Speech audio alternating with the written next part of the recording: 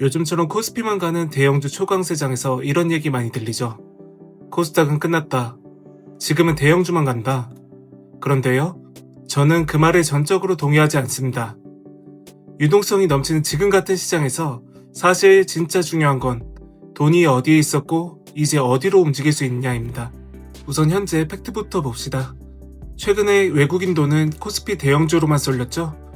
이건 그냥 주식시장 보고 있으면 누구나 알 수 있을 정도로 기존의 주식시장과 달리 명확하게 증가한 수치입니다. 금융감독원이 발표한 자료를 보면 지난 9월 한 달 동안 외국인은 한국 주식을 6조 원 넘게 순매수했는데 이게 5개월 연속 순매수고 1년 7개월 만에 가장 큰 규모였습니다. 중요한 건 방향인데 그 6조 중에서 코스피에서는 6조 5천억 원을 순매수했고요. 반대로 코스닥에서는 4,600억 원 규모로 순매도를 쳤죠. 즉 현재 외국인은 대형주만 사들이고 코스닥의 중소형주는 오히려 팔았습니다. 그 결과로 코스피 지수는 사상 최고치를 계속 경신하고 삼성전자, SK 하이닉스 같은 반도체 대형주가 시장을 끌어올리는 그림이 나왔죠. 코스피는 기록을 계속 갈아치우며 하이닉스 7% 급등, 삼성전자 2%대 급등 이런 장면들이 계속 나왔는데 여기서 외국인하고 기관이 동시에 밀어올렸고 개인은 오히려 팔았습니다. 이러한 초강세장에서 개인들 중에 돈을 번 사람을 보기 힘든 이유 중 하나이기도 하죠. 즉 초강세장의 1차 랠리는 대형주에서 이미 끝났습니다. 그렇다면 다음은 어디로 갈까요? 왜 돈이 대형주에 먼저 몰렸느냐? 시장에서 이번 랠리를 끌어올린 스토리는 너무 뻔했습니다. AR 반도체, HBM, 조선, 방산, 에너지 인프라 이건 전부 코스피, 즉 대형주에서 나온 얘기죠. 외국인 입장에서 확실히 매출 나오는 회사, 글로벌 경쟁력 있는 회사가 다 코스피에 있으니까 거기에서만 산 것입니다. 그래서 개인 투자자 입장에서는 이렇게 체감이 됩니다. 시장이 오른다는데 왜 나는 코스닥 들고 있어서 체감이 없지? 정상적인 반응이죠. 왜냐면 진짜로 코스닥은 이번 1차 랠리에서 철저하게 소외됐으니까. 근데 이제 중요한 질문 한 가지 하겠습니다. 그러면 여기서 끝인가? 대형주만 다 먹고 결국에는 빠지는 자인가? 아니요. 시장은 항상 1차 랠리 다음에 2차 랠리를 봅니다. 보통 순서가 이렇죠. 대형주 먼저 폭발하고 그 대형주가 투자, 수주 증설하면서 그 비단 밸류체인, 중소형 협력사로 돈이 내려오는 모양새가 나오죠. 반도체로 예를 들면 삼성전자나 하이닉스가 AI용 메모리, 패키징, 파운드리 라인의 설비 투자를 늘린다? 그럼 그 장비, 소재, 공정 협력사들도 결국 매출이 따라옵니다.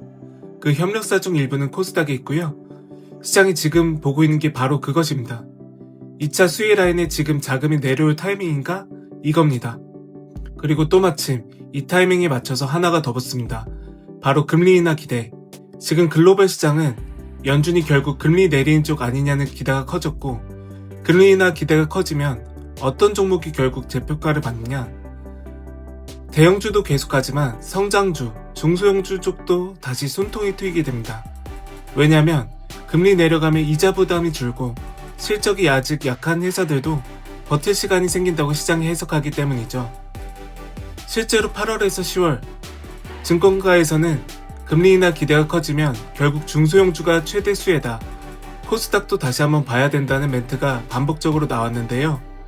코스닥 지수가 한동안 800 근처에서 막혀 있었는데 9월 이후에는 1000스닥, 그러니까 코스닥 1000포인트 재도전 얘기까지 언론 헤드라인에 다시 올라왔습니다. 숫자로 볼까요? 9월 중순 코스닥 지수는 1.4% 이상 급등해서 847선까지 가면서 52주 최고 수준 근처까지 찍었다는 보도가 나왔는데 그날은 외국인이 코스닥 시장에서 1,800원 원대 순매수로 바뀌고 개인은 오히려 팔아버린 장면이 나왔습니다. 즉 외국인도 코스닥 들어서 사고 있다는 신호가 이미 한번 나왔다는 것입니다. 즉 코스닥이 다시 거론되는 건 그냥 행복 회로가 아니고 금리 인하 기대로 인한 성장 중소형주 재평가, 대형주 투자 사이클이 결국 밑으로 내려오는 구조, 그리고 실제로 외국인 기관이 코스닥으로 강하게 같이 들어온 날이 이미 관측된 이 세 가지 이야기가 동시에 나오고 있기 때문입니다. 그래서 시장에서는 1차는 끝났고 이제 2차로 돈이 내려오는 타이밍이 아니냐라고 묻고 있는 겁니다. 이게 바로 지금 타이밍의 핵심 질문입니다. 코스닥은 코스피 대비 리스크가 훨씬 크고 지수가 올라간다고 무조건 같이 올라가는 게 아닙니다. 리스크 요인 3가지는 짚고 넘어갑시다. 첫째, 코스닥은 변동성이 미쳤습니다. 하루에 5% 10% 흔들리는 종목 흔하고 상장 폐시 이슈 같은 거 한 번 터지면 그냥 바로 반토막. 이런 공포가 상시로 깔려있죠. 이건 개인 투자자들만 버티고 있는 시장이라서 그런데요. 기관이 장기적으로 믿고 묶어두는 비중이 코스피만큼 크지 않습니다. 그래서 변동성이 기본적으로 높은 시장입니다. 두 번째로 AI 슈퍼사이클의 한가운데에 있는 핵심 기업들, 예를 들어 고성능 메모리, 파운드리, 조선, 방산, 세계 단위로 돈이 몰리는 핵심 먹거리, 이런 주도 기업들은 코스피 쪽에 있습니다. 코스닥에도 AI 수혜라는 타이틀을 붙일 수 있는 회사들이 있긴 하지만 그 숫자는 훨씬 적고 실적으로 바로 증명하기가 애매한 경우가 많습니다. 그래서 코스닥 전체가 같이 폭등한다? 그건 아니겠죠? 일부 소수 종목에만 돈이 몰릴 가능성이 굉장히 높습니다. 셋째, 바이오. 코스닥은 시총 상위권의 바이오 헬스케어 비중이 굉장히 큽니다.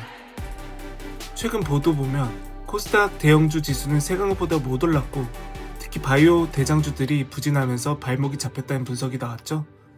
알테오젠, 펩트론, HLB 이런 바이오 애들이 약세를 보이는 구간에서는 코스닥 전체가 같이 눌린다. 즉 지수 전체는 바이오 리스크를 그대로 받아버립니다. 마지막으로 정리해보죠. 첫째, 지금까지 돈은 코스피 대형주에 몰렸다. 외국인은 코스피에서 6조 원 넘게 사들이고 코스닥은 오히려 팔았다. 그래서 1차 랠리는 대형주에서 이미 끝났다. 둘째, 근데 그 돈이 한 번에 사라지는 게 아니라면 보통은 밑으로 내려온다. 대형에서 중형, 그리고 일부 중소형 협력사로. 시장은 지금 그 다음 순서가 코스닥 밸류체인일 거라고 보고 있습니다. 셋째, 하지만 코스닥 종목들은 지수 따라가지 않는다. 수급일부터도 다 같이 안 간다. 소수 테마 종목만 돈이 몰리고 나머지는 그대로일 수도 있다는 것을 생각해야 한다.